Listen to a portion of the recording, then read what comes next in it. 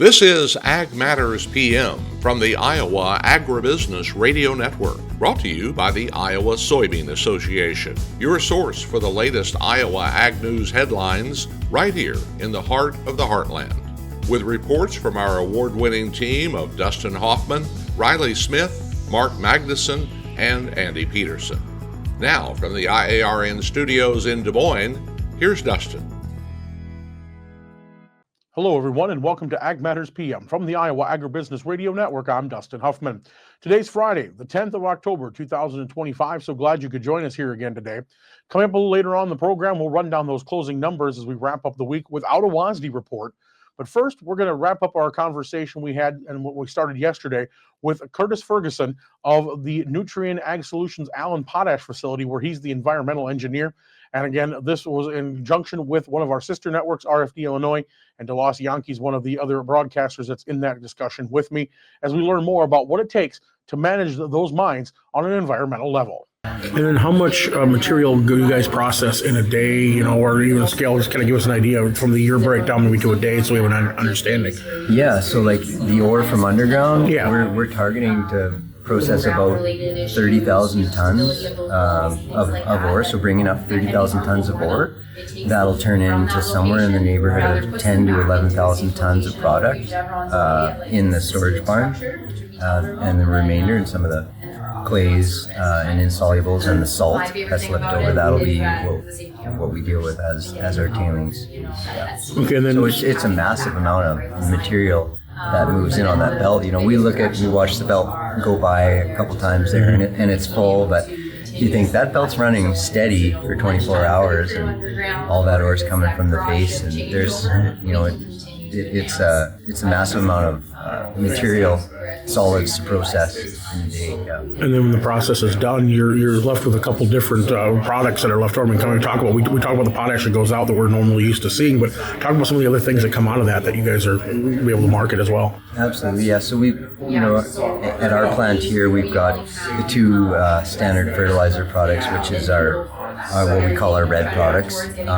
Standard is kind of a finer grain, like a sand texture, and that's often applied in in Southeast Asia, India, China. A lot of that product is floated on either with floaters or hand applied, palm oil plantations, that kind of thing. So that product reaches a lot of the corners of the world, and we produce about 50% standard. And then our granular product, which I'm more familiar with, is applied on the crops, soybeans, corn, primarily in the U.S., among other things. So that's our other, and it's a granular product that mixes in well with fertilizer blends. The other two specialty products that we produce here are we make a white soluble product. So that product's generated through a crystallization process. So basically, we heat up the dissolved potash and kind of form a really high KCl, we call it liquor, and that liquor is then cooled off, and as it's cooled, it precipitates into white crystals. So that's I forget if it's 99% pure or something like that. I'm not a process engineer, but it's a high purity product, and that product is basically, we've got specialty customers in the U.S. that use that product. I think it's additives, right? So it's potassium hydroxide. I've heard it's also an alternative for softener salt and that kind of thing. So that product reaches some unique markets, mainly in the U.S. Do any of your processes change, or has anything changed in the 8 years you've been doing it, or is it, hey, this is the method and this is what we stick with because this is what works? So is it continuous improvement, or is it follow the playbook? Oh no, I think it's very much changed in 8 years, and what I would consider changes in say from the underground perspective, it's automation. As the mine gets older, the bores are further out, there's more belt lines, we have to find ways to stay competitive So we have to find ways to, just travel time to a bore. We've invested a lot of money in figuring out how, and a lot of time and effort into figuring out, well, how can we keep these bores running when there's nobody there at shift change? And it's opened up some doors to teleremote operating, which is kind of where the future of potash underground mining is headed, in that, there's still going to be plenty of employees and technicians and maintenance and people to fix and instrumentation techs, but the idea is that for certain stages of the day, instead of that bore sitting idle, it's running, and if someone's operating it from surface or from some other remote location. And on surface in the mill, it's all just about looking at our losses and trying to recover more. So, the mill here has gone from having that potash recovery of about 86.5% to trying to really push for 90. So we're sitting around 88, 88.5, and some days we're hitting that 90% recovery. So we're trying to recover the finer product, some of the fine stuff that would have maybe ended up out in the tails pile. It's all about however many times you can cycle that product through and give it a chance to float, give it an opportunity to make it into the product stream. And that's, we've spent a lot of time and effort and investment in improving recovery and trying to get the most out of the mill we can. Thanks again to Curtis Ferguson of the Allan Potash Facility for giving us that bit of information. Of course, you can find more about that trip I made to Saskatchewan up on our website at iowaagnet.com.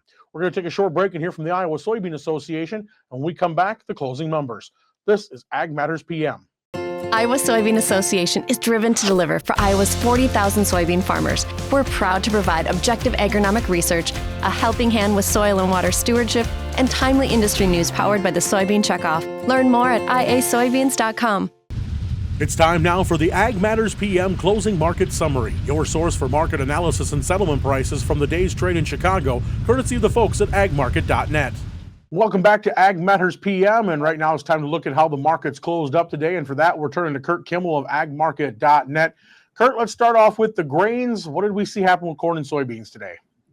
Oh, bummer. We had optimism here for a while, and just basically tight producer holding and maybe some Chinese U.S. negotiations, but that just kind of fell to the wayside here with China stepping up the game by adding more costs for U.S. ships to dock into China there, then more concerns about this rare earth mineral rights and so forth. And so Trump also talked about, well, there's probably no reason to meet with the Chinese premier here at the end of the month. So that took the wind out of the sails, went down, hit some technical support levels that did not hold and just kind of rolled over. Corn was down 2 to 5 cents on the day, down 6 cents on the week. Soybeans down 12 to 15 cents on the day, down about 11 cents on the week. And the wheat market was down 8 to 9 cents, down about 16 cents on the week. So going home with just a little bit of a negative tone here, Dustin. And it sounds like we're licking our wounds here today. Livestock side of things, Curt, cattle and hogs, how are things faring there? Boy, the old cattle rocket continues to take off in through here, especially those feeders. Fats were up anywhere from $1.80 to $3.40. They were up $7 to $8 on the week. Feeders extremely strong. Just tight numbers and still some fairly decent demand here. So they defied the law of gravity. But on the flip side, buying cattle, selling hogs. The hog market followed through to the downside on the weekly chart. They were down about 20 to 30 on the day, but down $3.5 on the weekend here. But if you're a livestock feeder here with these lower prices and a little bit of harvest pressure, it's a good opportunity to go in there and kind of book some feed needs here as we go into this fall. The other thing is, as far as the government shutdown, we're just not getting any information at all. On the grain side, as far as harvest progress goes, we'll probably see, corn about half done. A lot of beans are gone. And as far as the livestock go there, as we mentioned there, just no USDA numbers there to work with either. And, Curt, the last couple of weeks when cattle was having that little bit of a downward pressure, everybody was mentioning how box beef prices were looking. I mean, has that turned itself around and helped some of that support? I think it's stable, but we've not seen any actual physical giddy up and go. There's some optimism will be higher next week, so it's going to be important to see the cash follow through next week. So we'll see how it unfolds in through here. We've got basically holidays in front of us here, so we'll see how the consumer feels with what's going on around the world. And that has been interesting, Curt. I know we've talked a little bit once in a while about what we see at the meat counter at the grocery store. And yesterday I happened to notice that 80-20 hamburger only 50 cents a pound different than chuck roast. It makes it a little bit interesting out there for the consumers, and I'm sure the consumers are weighing that more and more closely. Yeah, it's a challenge. You go to the grocery store, they're definitely looking at price and being price conscious on different items. So, as long as we have a sale here every now and then, it helps take the edge off. I know those ribeyes were really slow to go up, but man, all of a sudden they're up there now. So back to burger. That is true, Curt. Well, we thank you so much for the insight. And again, if people want to get some more of that intel, watch what you guys are looking at, especially now when USDA is not providing us any information. What is the best way for them to find some of that intel? Yeah, most of our team puts their information at agmarket.net. Click on Intel. Then also, too, you can call our normal location where I'm out of, 1-800-779-1515. All right, Curt Kimmel's been our guest. Thanks, Curt. We'll talk to you again real soon. Have a good weekend. You bet. Take care. Thanks again to the folks at agmarket.net for that market analysis. We're going to take a quick look now at how the numbers closed up on the Iowa Agribusiness Radio Network market screen. At the close, December corn was down 5 1/4 at 4.13 even. November beans down 15 1/2 at 10.06 3/4. Soybean meal down $1.90. That was at 2.75 even per ton. Soy oil down 97 cents at 49.97. Chicago wheat down 8 cents at 4.98 1/2. Kansas winter wheat down 6 3/4 at 4.83. Spring wheat in Kansas 7 1/2 lower at 5.26 1/4. Minneapolis spring wheat down at 5 1/4 at 5.51 3/4. Oats up 1 1/2 at 2.97 1/4. On the Merck live cattle, 345 higher at 238.47. Feeders up $1.47 at 375.50. Lean hogs down 32 cents at 84.02. Pork cutouts $1.30 lower at 95.50. And Class 3 milk a dime lower at 16.92. And that's been a check of our market recap, and that brings us to the end of today's show.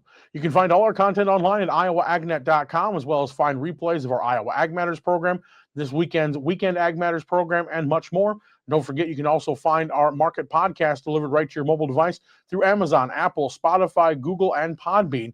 That's the openings, middays, and closings, again, free of charge, through the Iowa Agribusiness Radio Network podcasts. From the iAron Studios in Des Moines, I'm Dustin Huffman. For Andy Peterson, Riley Smith, and Mark Magnuson, we thank you for watching. This has been Ag Matters PM.